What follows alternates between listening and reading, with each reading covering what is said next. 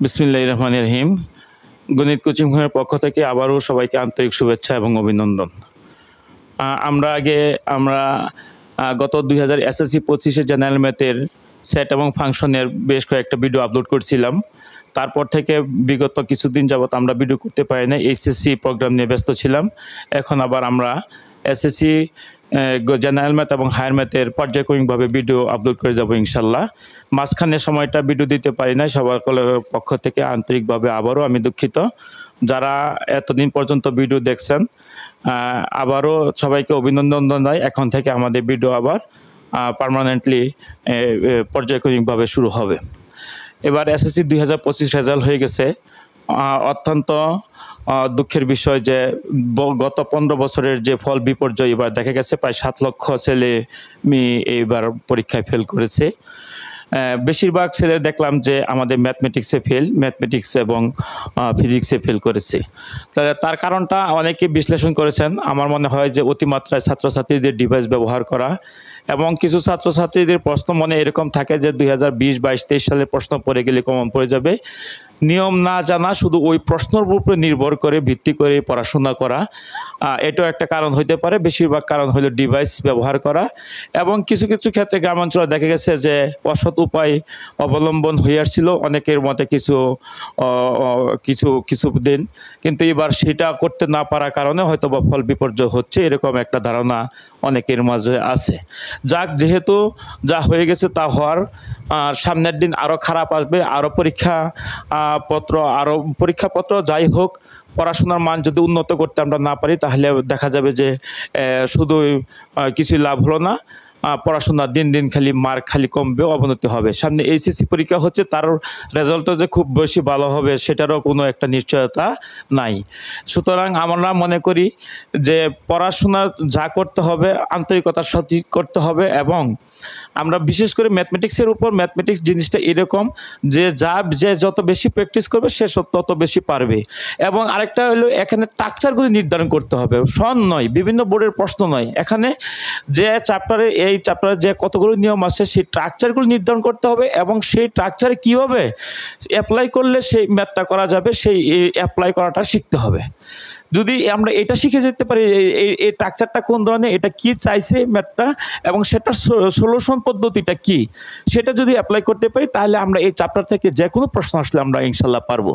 এবার 2026 যেহেতু চ্যাপ্টার কম, আমাদের শর্ট সিলেবাসের পরীক্ষা 2026 খুবই কম চ্যাপ্টার। এই চ্যাপ্টারগুলি যদি ভালোভাবে পড়ি আশা করি সিকিউ এমসিকিউ সর্বোচ্চ 100 থেকে 100 পাওয়ার, যে 100 থেকে 100 বা ফুল মার্কস পাওয়ার একটা ক্যাপাবিলিটি প্রায় ছাত্ররা পেরে যাবে যদি এই কয়েকটা চ্যাপ্টার যদি ভালোভাবে করে। A to Z পড়তে হবে এবং সবগুলো নিয়ম পড়তে হবে। আমরা গত 2025 এসএসসির জন্য সেট এবং ফাংশনের জেনারেল ম্যাথের বেশ কয়েকটা 3টা ভিডিও আপলোড করছিলাম। আজকে তার 4th পার্ট ভিডিওটা। 3টা পার্টের মধ্যে আমরা দেখছিলাম যে কীভাবে সেটগুলি নির্ণয় করতে হবে, কোনগুলি স্বাভাবিক সংখ্যার সেট, কোনগুলি পূর্ণ সংখ্যার সেট, গুণনীয়ক, গুণিতক এবং এই পাশে এইগুলি প্রমাণ আমরা 3টা পার্টে দিয়েছিলাম। প্রিয় ছাত্রছাত্রীরা যারা এই ভিডিওগুলো দেখছো তাদেরকে ধন্যবাদ এবং আজকে থেকে 4th পার্ট শুরু হলো। আর যারা আমাদের এই ভিডিওগুলো দেখো নাই তাদেরকে আমরা বলবো যে তোমরা তো অনেক ভিডিও দেখছো, অনেক স্যারের অনেক কথা শুনছো, আমার এই ভিডিওগুলো দেখো এবং শুধু মাত্র এইগুলি করার চেষ্টা করো। যদি এইগুলি করতে পারো, যদি কোনো স্টুডেন্ট যদি 100 থেকে 100 না পায় সে জবাবদিহিতা আমি করবো ইনশাল্লাহ। কারণ আমি এই প্রত্যেকটা চ্যাপ্টারে A to Z নিয়ম যা আছে আমি সবই এখানেই অ্যাপ্লাই করেছি। এখানে 3টা পার্ট আমরা দিছি।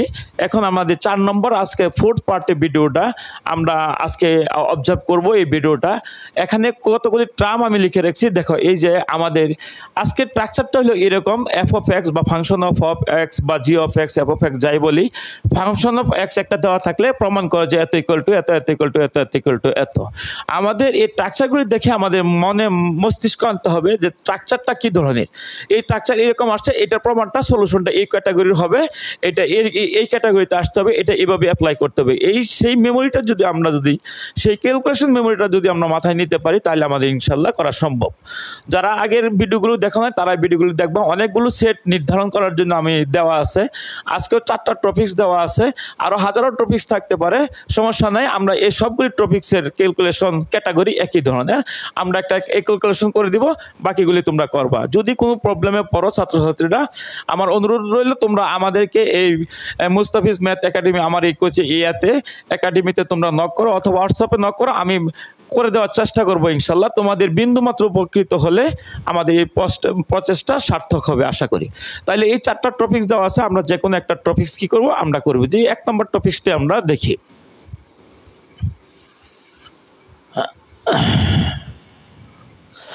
এক নম্বর টপিক্সটা হইল যে এরকম একটা দেওয়া আছে, টপিক্সটা এরকম, function of x G of x equal two এত হলে প্রমাণ করো এত ইকুয়াল টু এত। আমরা যদি এই টপিক্সটার মধ্যে জি অফ এক্স এর মানটা প্রথম জি অফ 1/x বা 1/x বসালে যে একটা মান পাবো, তারপর যদি জি অফ 1 - x বসালে সেই মানটাই পাওয়া যায়, তাহলে আমাদের এখানে সলিউশনটা হয়ে গেল বা প্রমাণটা হয়ে গেল। তাহলে আমরা দেখি করার চেষ্টা করি। দেওয়া আছে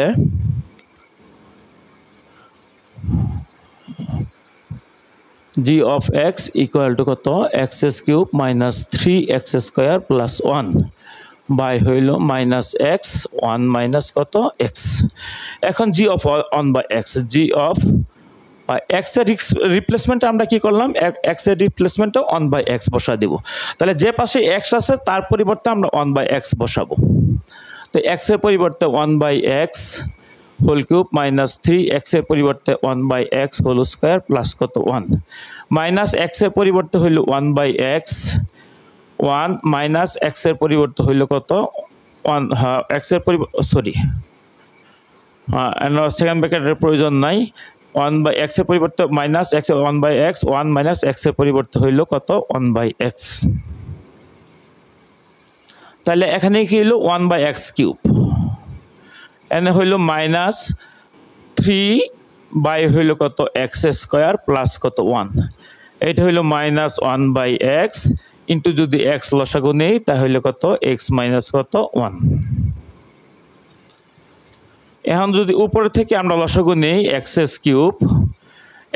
দিয়ে x³ ভাগ করলে 1, 1 দিয়ে 1 গুণ করলে 1 মাইনাস x² দিয়ে x³ ভাগ করলে x মাইনাস কত 3x প্লাস x³ এর সাথে 1 গুণ করলে কত x³ minus 1/x x minus 1 by হইল কত x। এই টার্মটা ভাগ আকারে আছে, আমরা জানি যদি ভাগ আকারে থাকে সেটাকে যদি আমরা গুণ করি তাহলে নিচের টার্মটা কি হয়ে যাবে, উল্টে যাবে। তাহলে আমরা এটাকে আমরা গুণ আকারে নিয়ে যাব। তাহলে g of 1/x equal two উপরটা লিখব 1 - 3x প্লাস হইল x³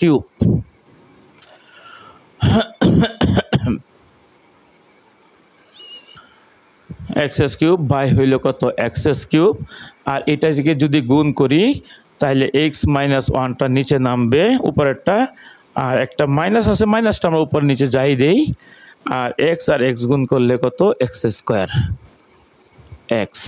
তাহলে 1 - 3x প্লাস x³ বাই হইল কত -x x মাইনাস কত 1।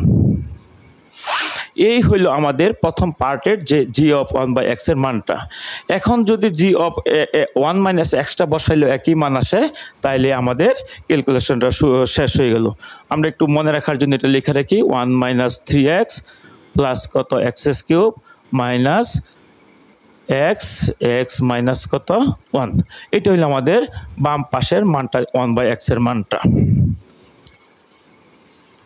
এখন আমরা বসাবো g of কত 1 - x, আবার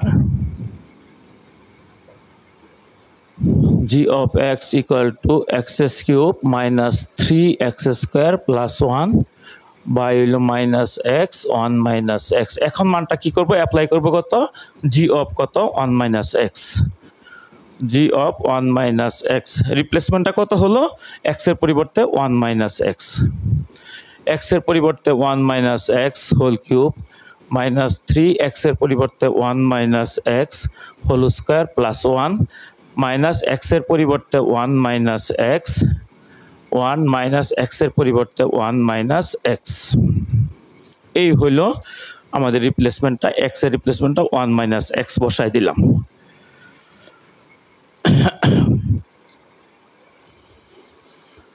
তাহলে উপরে হইল এ, এটাকে যদি এ ধরি আমরা, এটাকে এ মাইনাস বি হোল কিউব, সূত্রটা এ cube minus 3 A square B plus 3 A B square minus কত B cube minus 3 A minus B whole square A square minus 2 A B plus হইল বি স্কোয়ার আর প্লাস 1 আর minus 1 minus x আর 1 minus যেহেতু ব্র্যাকেটের পূর্বে আছে তাহলে minus 1 মাইনাসে plus কত x.